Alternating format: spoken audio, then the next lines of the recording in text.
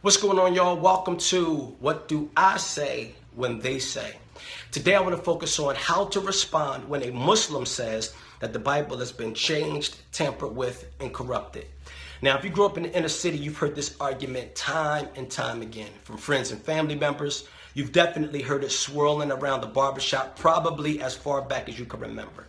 The question is, as a Christian, how are we to respond, particularly when Muslims say that the Bible has been changed, tampered with, and corrupted? Well, I think that there are two simple ways to respond. The first thing we can say is that they are saying something that the Quran actually never said. The Quran never says that the Bible has been tampered with. The Quran never says that the Bible has been corrupted. And the Quran never says that the Bible has been changed. As a matter of fact, this whole notion in Islam that the Bible has been tampered with or changed came very late. In other words, it came after the completion of the Quran, which would make it more a matter of Islamic tradition.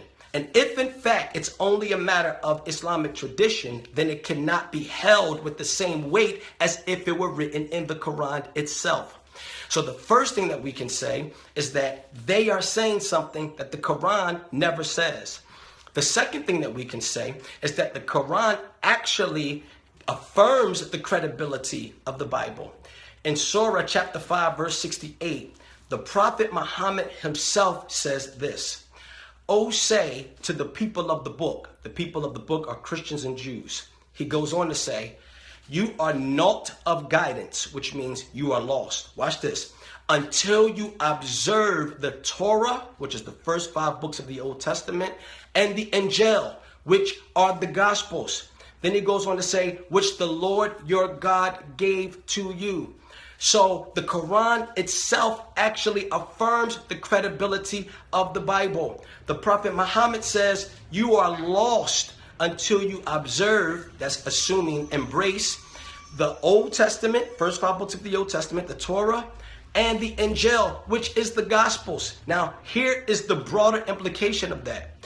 If the Prophet Muhammad says that people are lost until they observe the Gospels, then even Muslims are forced to wrestle with the person in whom the Gospels center on, which is the person of Jesus Christ. You have to wrestle with his words and you have to wrestle with his works. Now, here's what a Muslim will say. They'll say, well, when the Prophet Muhammad says that you have to observe the Injil, he's not talking about the 4 Gospels as we know them. He's talking about an early gospel that Allah gave to Jesus. Here's the problem with that. There's no way to verify that. This gospel is a mystery gospel. Nobody has ever seen it. Nobody has ever read it. It's unverifiable, amongst other things. And so the second thing that we can say is that the Quran itself affirms the credibility of both the Torah and the Injil, which is the Gospels, which center on Christ.